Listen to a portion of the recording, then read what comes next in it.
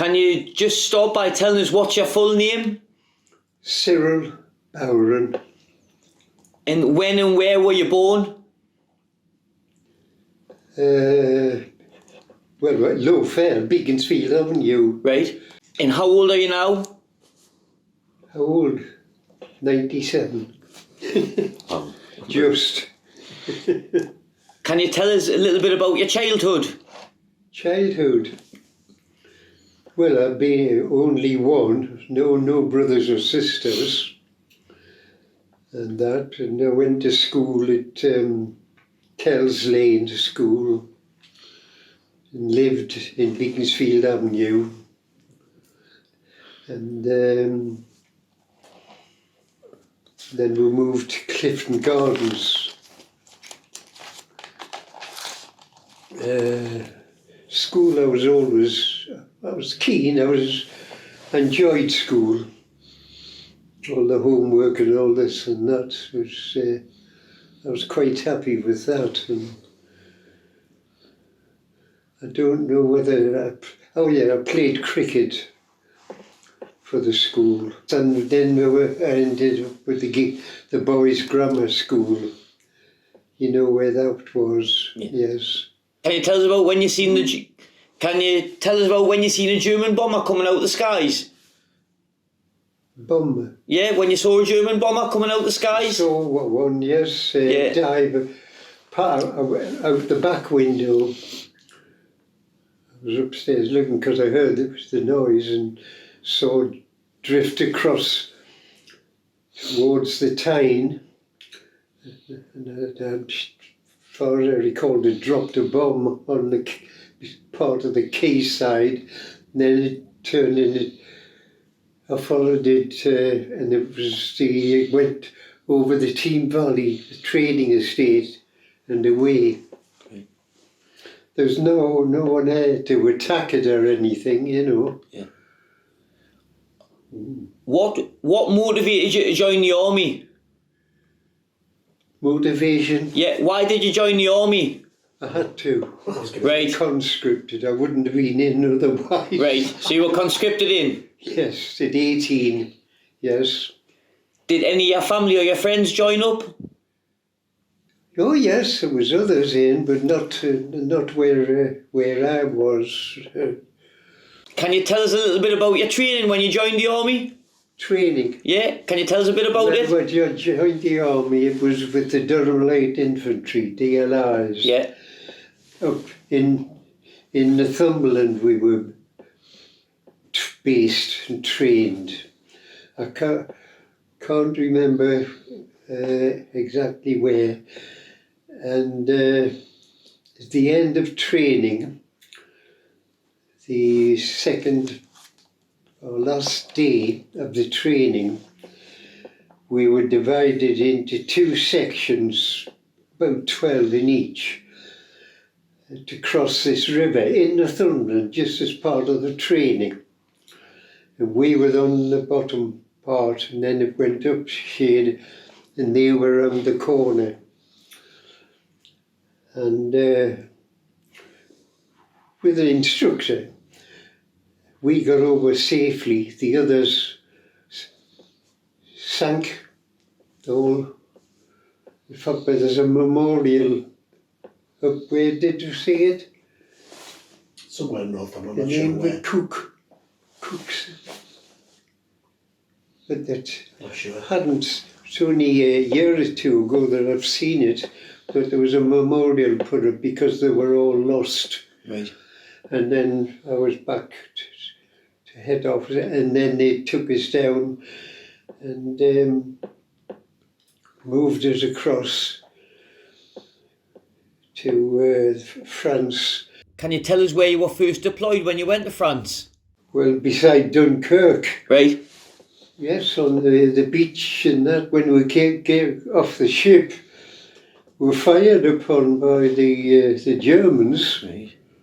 Some were hit, escaped that, and then they moved us on just after a day or two, I think, up into Holland, where the fighting was still going on. and it was there that I joined the Coilies, King's Own Yorkshire Light Infantry, when I was moved up into Holland. And there was still, the war was coming to an end then, and we on one occasion we hadn't been there. First day there, I think, we had to dig trenches near the river, Nijmegen in Holland, and just a few yards, you know, out here, another one probably where the hedge was, and the Germans started shelling us, and that one got a direct hit and blew them up, and we were saved. And then that was basically all I can remember. There was no literal fighting. There was worry. There was shooting, odd shots, because it took a while to clear them out, to get the Germans out. And then we escorted them down, and I'm not sure where we left them, what country, but we as a unit went across to Italy, and were there a short while, and then we ended up in Austria, and it was only a matter of a day or two when the war officially ended, and then we were put in charge of troops, you know, the Germans and that, to keep an eye on them. Can you tell us what your job was? What was your assigned job? Well, I started private, lance corporal, corporal, and I ended up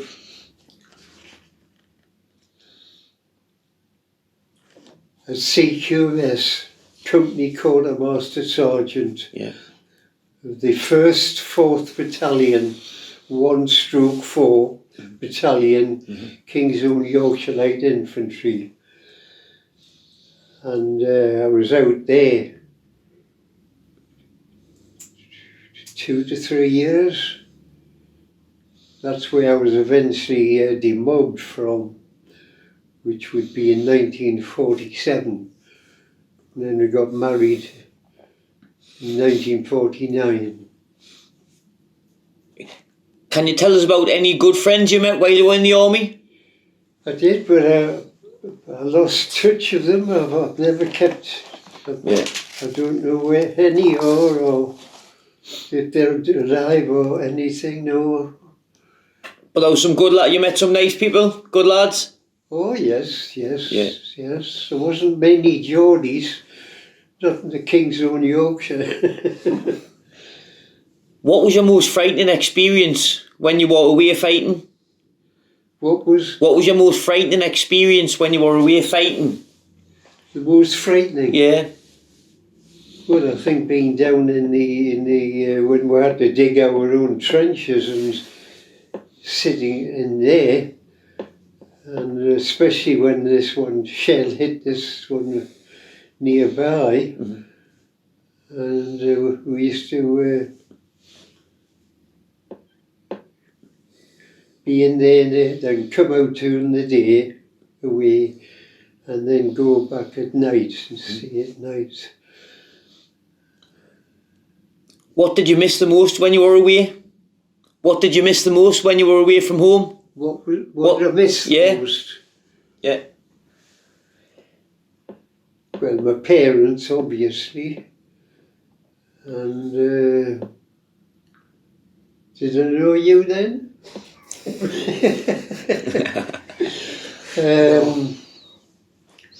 Just family life. I mean, I was an only one, but other parts of the family, extended family, had children, and I knew. Indeed, Do you know, because you live over there, do you know Sheriff Mount? Yeah, yeah. Well, my grandfather owned the south part. All right, It was in two halves, right, and he was the south part. right. Because there's north and south, yeah, yeah. Yeah, of Sheriff Mount. Did you lose anyone close to you while you were fighting in the war? Did you lose anyone close to you? Yeah. What, did you lose anyone close to you when you were away fighting? Lose. Yeah, did any of your friends Lose. get killed or? No. No, it was getting near the end Yeah. of the war, really. I was fortunate in that respect. What was the transition like when you came home? Did you see big changes? Well, rationing, of course, and all this carry on. Well, that was on before I went away, I think. Any big changes? No. Is there anything else you'd like to tell us about your time when you were away? Can you think of anything else? Any other good stories that you could tell us from when you were away? Well, as I say, I would mainly, once the war finished, was still out there because they knew I didn't drink or smoke. I was put in charge of collecting the NAFI rations once a week. I had to go by car. The war was over. Yeah. So I was sent to pick up the whiskey and all this rations for the officers. And that was a sort of a weekly thing. And as I say, I was at CQMS. I don't think there was anything. Were you involved in any shooting at the Germans? Did you get involved in any skirmishes? No, not really. As I say, this shell hit this trench, and there was firing going on, trying. Well, I think that's about it. Cyril, Jeff, unless you've got anything else you can think of to tell us, but that's been brilliant. I thank you very, very much. Thank you so much. Sorry that I can't think of other things